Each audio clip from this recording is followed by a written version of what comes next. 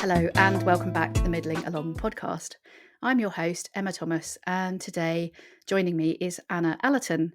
Anna's a former journalist and TV producer who spent 17 years at Sky, where she was an industry leader in women's sports journalism and listed in Management Today's 35 Under 35. She's now the founder of Allerton Coaching, a business coach and consultant specialising in perimenopause and menopause. Welcome to the podcast, Anna. Thanks for having me. Great to be here.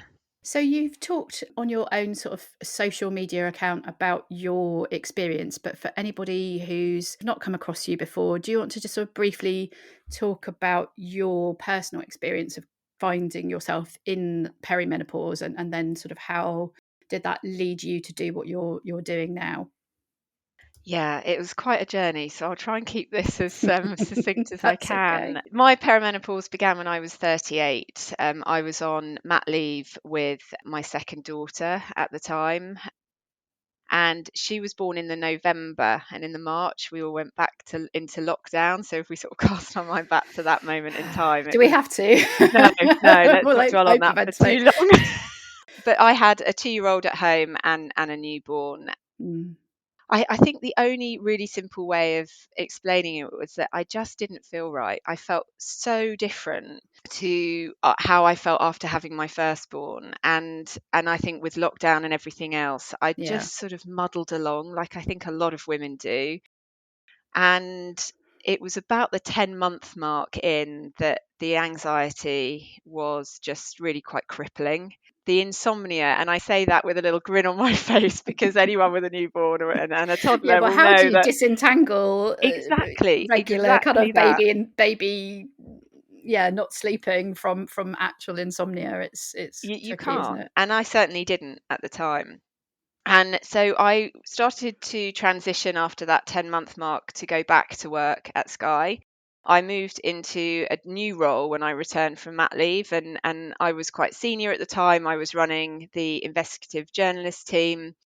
And it was about 2-3 months into returning to work that I realised there was something really quite seriously wrong with me. I had awful brain fog. I mean, brain fog and being a live TV producer really don't go We hand in joke hand. about it, but I can imagine that's not at all fun. It was awful because at the time I didn't know what was going on. The anxiety was ramped, the low confidence, the low mood, the mum guilt. And I came home one night and said to my husband, we need to see a neurologist. There's something wrong with my brain. I genuinely thought, and I know lots of women listening to this will probably nod along, and I thought I was going mad, genuinely thought I had early onset or was going mad. And fortunately, a female colleague actually in our newsroom said, which I'm actually ever thankful for, she said, look, have you heard of perimenopause? And she said, I think the way you're feeling, the way you're behaving, I think you should at least go and explore what it is or have a discussion with your GP about it. And I'm always slightly embarrassed to admit it, but I didn't know what it was at the time. I'd heard of menopause. My mum had gone through a pretty rubbish menopause and was very honest and open about her experience. But perimenopause, I hadn't. And I think it's important to admit that because I know I'm not the only one. Yeah, absolutely. And at that age as well, why would you be thinking about it? I mean, obviously now we know that those kind of signs and symptoms can start, in your 30s or possibly even earlier. But I imagine back then there wasn't the same kind of information around. And actually, even now, even though the information is there, if you're not seeking it out at that kind of life stage, then maybe people would be kind of unaware that it could be happening that early. Absolutely. And that was over 4 years ago now for me. So the voices that we have now, thankfully, that are keeping this on the agenda and that are talking about their experiences didn't really exist, and certainly didn't exist for women with very small children in their mid to late 30s. And so I found it very, very difficult to find resources and people to really talk to about this. But actually this colleague saying to me, look, go away and research perimenopause, it was like a light bulb going on for me. And I began to tackle it, and I suppose this was more of a coping mechanism at the time, much like I would a story. So I started investigating it, and then it almost became a bit of an obsession. And I went to my doctor, and it started me on a process of 10 appointments across 12 months. I was offered antidepressants 4 times, and thanks to, my access to being able to tackle this subject as a journalist, I was able to sort of self-advocate for myself a little bit sooner than perhaps some others may have felt confident in doing. And that constant firing back questions to the GP, well, how are antidepressants going to deal with my heavy flooding? Are they going to deal with my acne that's come back like I'm 15 all over again? Are antidepressants going to deal with, all the array? They just focused on the mental symptoms, but the physical symptoms, the pain, the joint pain, the restless leg, all of those things, it's just almost like they didn't want to hear that. And they just focused in on the anxiety and said, you've got 2 kids, we've just come out of lockdown, you've got a stressful job. Yeah. Antidepressants. And I didn't take them. I took the prescription away, and I never went to the pharmacy and got that, because I absolutely believed it wasn't the right path for me. And I know that it has a place for many, many people going through perimenopause and menopause. Sure. And I always remember my penultimate appointment with my GP. I said to him, look, can you just please refer me to a menopause specialist, a colleague that you may know, or I've got a list of some people that I'd be eager to speak with. And he said to me, I won't do that. It's professionally embarrassing for me to refer a woman who thinks that she is perimenopausal. And he said, what I'll do is I will refer you to a female GP in the practice who knows about women's things. And then I just thought, right, that's it. Please blood tell boiling. me he didn't say women's things. He said women's things. Don't worry, I'm no longer with that practice. You'll be pleased to hear. And I just thought, is this actually happening to me? And then this is 1987. It's absurd. And so I thought, right, I got out my Dr. Louise Newton book, and I started firing at him the questions. Have you done the menopause module? No, don't want to speak to you anymore. Put someone on who can actually support me. Unfortunately, he put me onto this female doctor who knows about women's things, apparently. And she said, I'm not qualified to do this. And I hold my hands up and say, I don't have enough knowledge on this. So I'm going to refer you to someone, and I want to be kept in touch, and I want to collaborate where I can on it. Like that. And within 20 minutes of seeing a menopause specialist, it was the most emotional part of the journey, I think, because she heard me and she listened and she believed me. And even thinking about it now, it's incredibly emotional. Because, I went for a year of my life with 2 really tiny children, this really important job, and no one would listen or hear me. And that's ultimately, to sort of wrap that journey. I know this was a long answer, but I think it's important to understand, because unfortunately there will still be people experiencing what you experienced. Yeah, and I am so passionate now to do what I can to use my voice to try and say you're not alone, and there are things that you can do. And I think the most incredible thing around working in perimenopause and menopause is that there are women that have each other's backs. There is a network of women that hear and listen and support each other. And it was really those fundamental things that, by that point, actually, that I'd got treated, and I went on to HRT. And very fortunately, HRT worked for me very, very quickly. And the change was incredible. But what didn't leave me was almost that injustice feeling of what I had experienced, and what I, by that point, had realised that many other women were experiencing.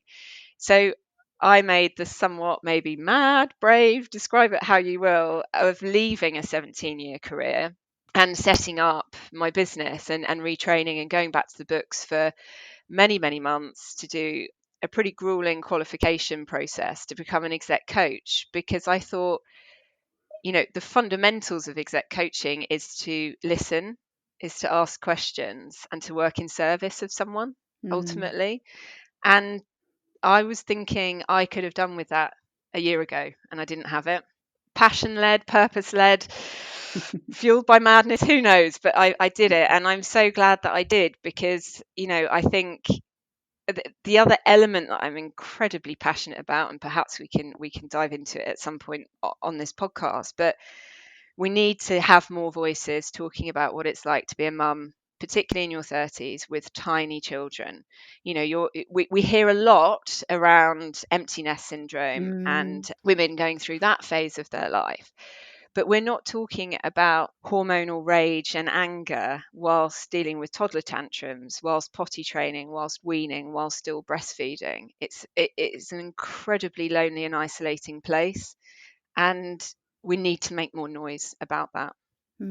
That's really interesting, because I think people don't necessarily understand how big of a percentage of let's say people who would go through menopause itself between 40 and 45 is kind of significant percentage.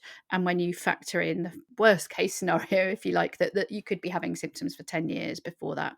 So it could be starting at 30 for a reasonable, proportion of the population. And plenty of us are having children a bit later on than sort of generations before. So yeah, perfectly possible, like you say, to be juggling those early years, which are demanding enough, and then to kind of layer that perimenopause on top. But actually, how do you, well, two things. How do you kind of have the sort of the self-awareness to tease those two things apart and realize what's really going on? And then how are you kind of able to get the sort of the best support and advocate for yourself if that's what's going on for you? Yeah, absolutely. And I think the challenges of early years, but then you've also got, so many more women now generationally are working. We've got the challenges of childcare, of returning to work, of negotiating returning to work. And you're having to fight and self-advocate on so many different levels that it becomes really, really exhausting and particularly isolating for many, many women. And that's why podcasts like this and the array of noise that we see, particularly on social media, is valuable to let people know, hey, look, this is fine and you're not alone and there is support there for you. Yeah. I think as well, let's kind of dive in a little bit into what coaching is and what it isn't, because I think for a lot of people it feels like something that's not for them. It just perhaps either because they haven't experienced it before, or it sounds like something that would be out of reach in terms of sort of investing in ourselves. We're very good at kind of paying for our kind of kids to go to art club or whatever, but then going, oh well, I couldn't possibly pay XYZ to. I mean, I did therapy and invested in that, and that was a brilliant investment. And I guess in some senses, investing in coaching is similar. But how can you sort of explain how that kind of coaching process would work for somebody? I think the term executive coaching is actually a barrier to entry to a lot of people, because it feels like, oh, I have to be a CEO. Absolutely not. So coaching is, I think there's lots of different layers to coaching. There's lots of pillars. My area of coaching is exec coaching, which isn't just dealing with people who are really, really senior and really powerful. The term exec coaching is more banded together with career coaching and business coaching. So this is really dealing with your professional life. It's not life coaching. That's something that I get a question about. I actually did something on my Instagram about that a little while ago. Am I a life coach? No, I'm not qualified in that. My qualification is around your career, profession, and business life. And coaching in its purest form is a space that you can enter into that helps you explore challenges, ambitions, goals, hiccups, bends in the road, whatever it is that's going on, joy, excitement, passion, any of these emotions. And it's almost like seeing your exec coach as a professional thinking partner. And the role of an exec coach is not to tell you how to do things. So they don't advise, they don't offer any insight around their own experience or their own journey, much like a mentor would, for example. A coach is really there to work in service of you to help you get from A to B, or whatever direction you're trying to go in. A lot of people feel stuck in their careers or think, I need to make the move, or I'm going for a big interview, or this is presenting as challenge for me. And a coach is there with trust, safety, and confidentiality to create a space in which you can explore who you are and also your options and where you want to go and what you want. And I think going back to what you said there at the beginning of this question, we'll pay for the kids to go to art club and we'll do all of these other amazing things. But actually, for a lot of women, and particularly my clients in midlife, will say that it feels indulgent. It feels a little bit selfish. Well, we're not used to putting ourselves at the top of the to-do list at all, are we? We're not. But then actually being able to put yourself in a space where it is all about you and your needs and what's serving you best can be a deeply empowering experience for people, but it also can trigger real action and understanding and deepen self-awareness. So if I can just expand for a moment on the role of the coach. So the coach is there to ask questions and to listen, but listen on that really high level, which is a skill that takes time and is constant work for coaches. And it's about sometimes hearing things that aren't necessarily being said and probing with love and kindness and respect to try and peel back those layers to get to the core, to get to the root cause, to get to the center of who that person is. And so, for example, a lot of people that I work with will say that they want to go for a job interview, or they're highly ambitious and they want to go for a particular role, as an example. There's other things that I think we're probably going to get into shortly around other stuff that are presenting for women, particularly in the specialism that I'm in around perimenopause and menopause.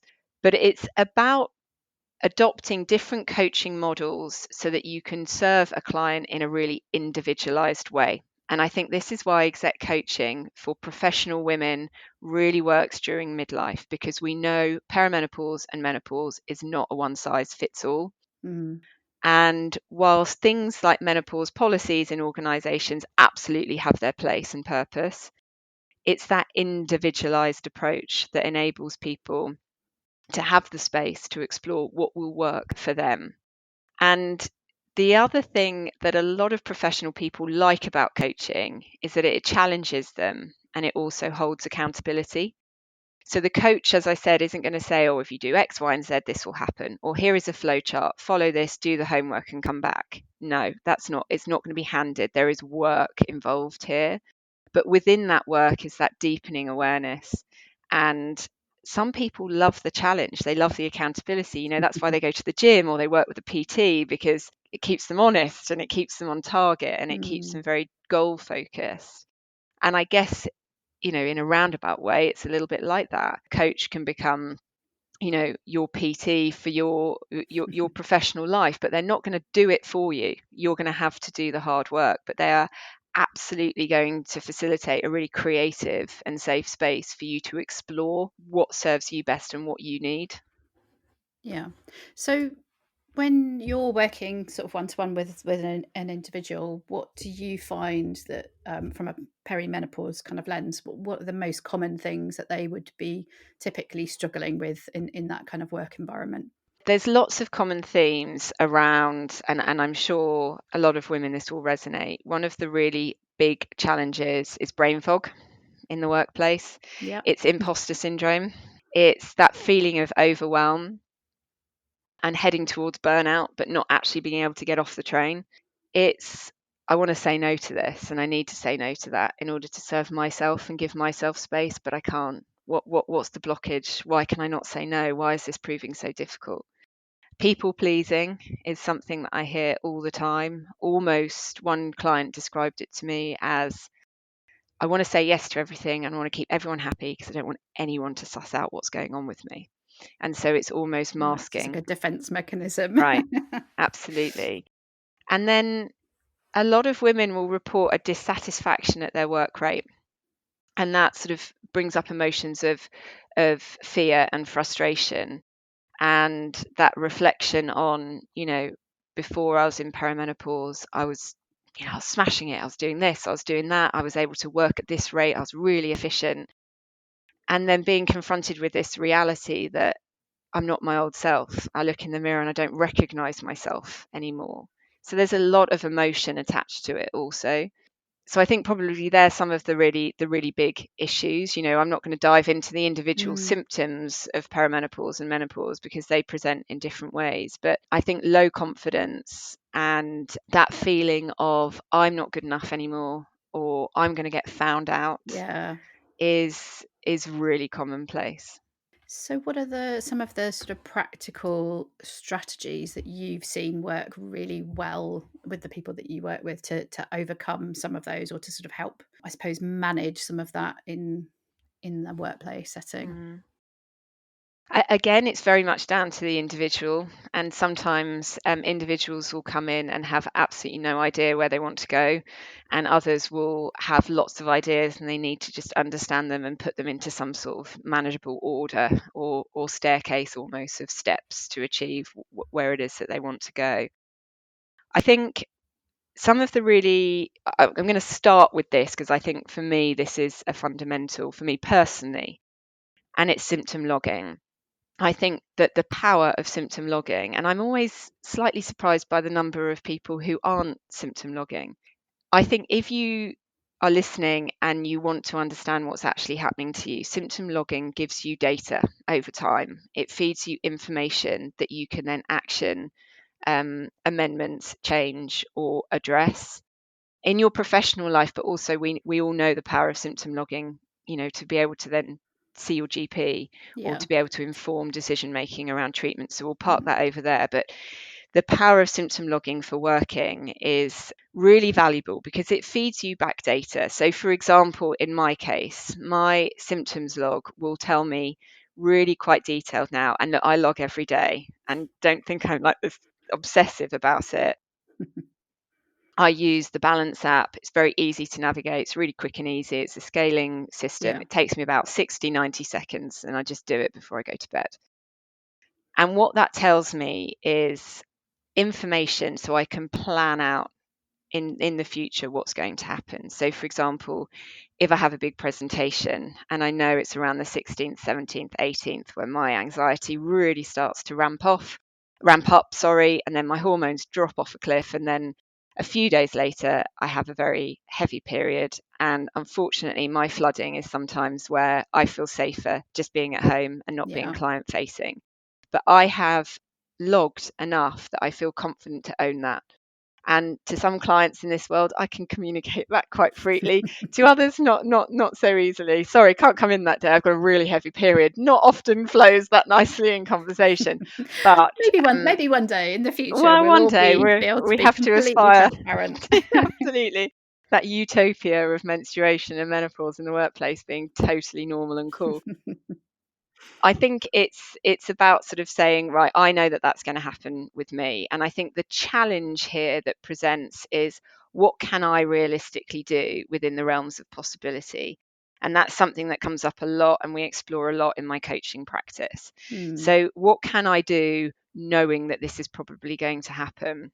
And having that control as well, probably presumably kind of brings some of the stress, not all of it, but if you can sort of have that sort of self-management, then that can help with other things because you're taking some of the stress out of the situation.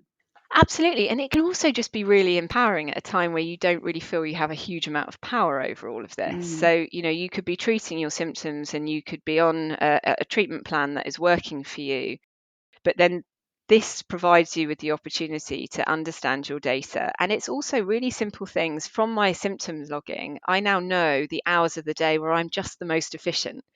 So I really try and organize my day into that space. And look, this is not going to be applicable to everyone if you're working in a factory or you're working a night shift. But the fundamental theory behind symptom logging and what I call my working smarter in menopause model is, this is bespoke to you. This is your individualized approach. So what can we do in the realms of possibility? And that's where the challenge sometimes presents itself, and also the accountability. So that there's other things that sort of feed into some of that I think stems off a lot from what your data is telling you about your own experience. And there's tools that you can start to put into your professional toolkit for a midlife woman. one of which is breath work. I know that you've done some discussions on this in the past, but the science and the understanding around breath work now, I think, is becoming a lot more sophisticated. And just exploring it, to have it in your toolkit to lean into. I have to confess, before I started going through this, I thought breathwork was just a bit of a fad, not for me. A bit, right, okay. So exactly that. And actually, breathwork now helps me control the anxiety that wakes me up at 3 a.m. It stops and calms the palpitations, and it starts to center me a little bit. And that's taken some work. That's been challenged for me. And the accountability piece is to just keep at it. It's a bit like people saying, oh, I've tried meditation and it doesn't work. It feels a little bit like that with me with breath work. But I'm starting to reap the benefits now, that I'm able to calm myself, where my anxiety at 3 a.m. when I wake up and the head kicks in and I'm thinking, I should have done that email, I shouldn't have said that to that person, oh my goodness, I'm a terrible mother, actually used to take me to the brink of panic attacks. And then I would sort of whack my husband and be like, oh, I can't cope, this is awful, something's going on, there's something not right here. Breathwork has enabled me to calm my brain, calm my breathing, take control of the situation. And you can apply that in the workplace, before big meetings, before presentations. Takes practice, takes challenge. General overall wellness, this huge umbrella of wellness and well-being. But I think things that we can learn off of our symptoms log is, what am I eating for breakfast? How am I fueling myself? Why am I hitting a wall at 3 p.m? And then that cycle goes, and then it's 2, 3 a.m, and I'm wide awake again. And then feeling, pretty wretched at 6, 7 o'clock in the morning once the kids are waking up. So it's that overall understanding of, I need to make some changes to my nutrition. What does that look like? How do I do it? And what do I need in order to do that? It's about looking also at your fitness. We know the power of strength training and exercise and movement for women in midlife, and actually for everyone, not just for our mental health, but our physical health too. The fitness thing is the biggest challenge for, I would say, a majority of my clients that are exploring it, particularly those with young children. And it's what you said before, we start to push ourselves down the to-do list, don't we? And it's about saying, well, what do you need? How can you facilitate that so that you are creating not just space I haven't got time, I can't fit it in. So we always find time for the things that are important. So if we can make that a non-negotiable, and find some way to build it in, there's always a way to do it. That list of non-negotiables is on here also, in terms of saying, what are my non-negotiables? What have I got to do in order to hold myself up, look after myself, but also show up as the best version of me in the workplace? Sleep is a big one. And I think there's lots of different things we can do around sleep, our relationship with our devices, how we're preparing ourselves for sleep, our caffeine, our alcohol, getting off social media and just cutting out the noise, reading books, just things like that, in terms of calming the mind, the body, the soul, in order to really set you up for a nourishing sleep, is really important. And some of that takes some change and some work. But I think in all of this, it's about dialing down the negative talk and actually really exercising self-compassion. I think, we talk about this, don't we, in perimenopause and menopause, but we can speak and think of ourselves really negatively, and we can be our own worst critics, can't we? We say things we wouldn't say to our best friends, for sure. Exactly. And it's about maybe confronting that. And this is what I do a lot in my exec coaching, is creating that space to be, why are we not doing that for ourselves? And what does that look like for us? What does it feel like? Is there a visualization? This is the creative element of exec coaching.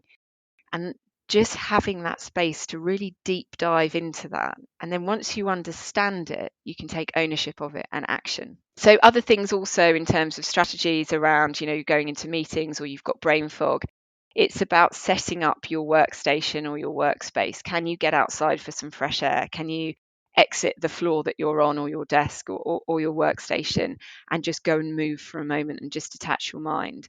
And it's about giving yourself permission to do these things, because it's serving you and your workspace way better if you feel confident that you can take these steps to really advocate for yourself. Delegation and saying no is another really big issue, but strategies around that are in the doing. Often it's that jumping off a cliff moment, and that's sort of a visualization that often presents in my coaching practice of what's actually going to happen if you say no, and learning to get comfortable with saying no, and learning to trust your team and to delegate if that is a resource that is available to you. Note taking and brain fog. I just want to talk about that for a moment, because this is right. something. I'm sitting up now because I want some This is something that me. comes up. I run a menopause cafe for women working in sport because of my sport background. And one of the things we talk about quite a lot and share and collaborate on is around this subject of, my brain fog is so bad, I've sat on a Teams call, I've then spent another hour watching the recording back, and then I've taken notes and I've cross-checked everything. That is a huge amount of time that you're investing in the fear of forgetting things. Yeah. So it's about looking at it and thinking, what can I do around note taking? Can I turn on the transcribing tool and just seek permission from others on the call in order to do that, so that you can be really present and listening, so that you're not distracted by note taking and fearing that you're forgetting something or an action or a responsibility? Can you use a dictation tool? Can you use an app? Can you use something like that just you have confidence in, that makes your life that little bit easier? These are sort of these marginal gains, okay? They're not going to transform your life, but they could just give you that edge where instead of working 8 hours a day, you're not working 12, going over notes and recordings and just making yourself more tired and on that path towards burnout. Let the technology work for us. I've tried Exactly. using Google Keep. I think on my phone you can do little voice notes, and it then translates them into actual text tasks. So anything like that, it's just worth experimenting with and playing around with and seeing if you land on something that particularly resonates for you. So I also think finding your wing person is really helpful. If you've got someone, particularly if you work in a team, I know not all of us do, but have you got someone that you can say, this is presenting as a little bit of an issue for me here? And that there was, I worked with someone who was in the blue light industry and very high pressured, and having to go out on blue lights at all hours of the day, managing quite debilitating symptoms. And one of the real breakthroughs that that person had was being able to just say to that one person alongside them, this is happening to me right now. Tomorrow I might be okay, but right now this is what's happening. So we're going to enact whatever game plan we have for that. And that became a real lesson in teamwork and communication, and just opening yourself up to that fear almost of judgment, but picking your people in a really wise way. So that could be something that could be explored. Communication and conversation. I think talking about this at work is probably, after imposter syndrome, the number one big challenge that presents for my clients. Cancelling that meeting at the last minute for fear, and how we get over that sticky feeling and that blockage, and where we go from there is a huge piece of work that I support women with.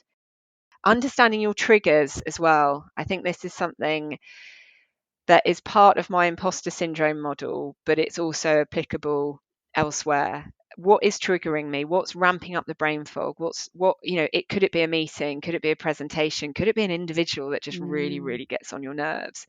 But or actually, overcommitting yourself to or not saying realizing. saying yes, exactly. And then thinking, yikes, now I've got to do it all. And how am I going to do it? And I can't. And this is just dreadful.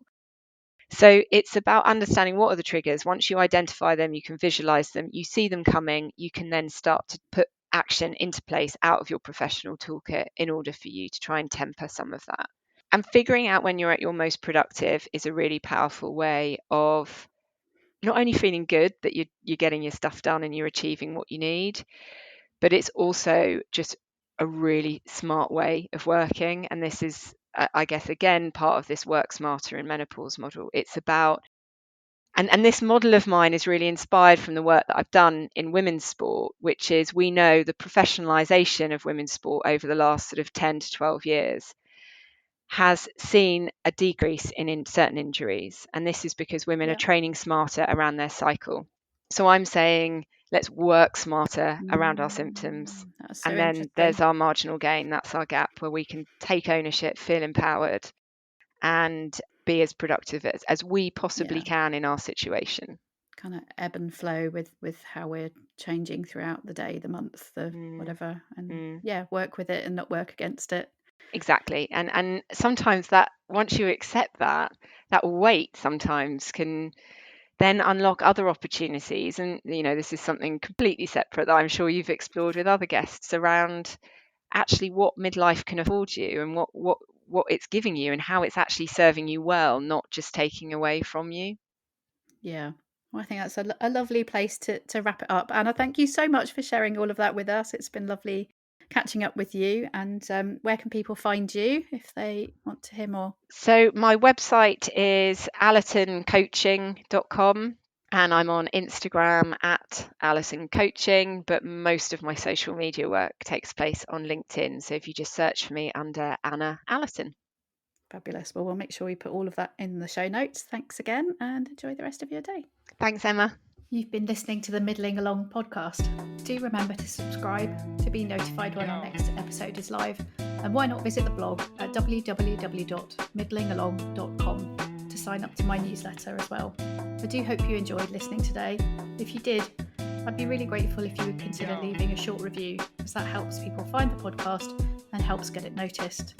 Hope you can join us next time. Goodbye for now.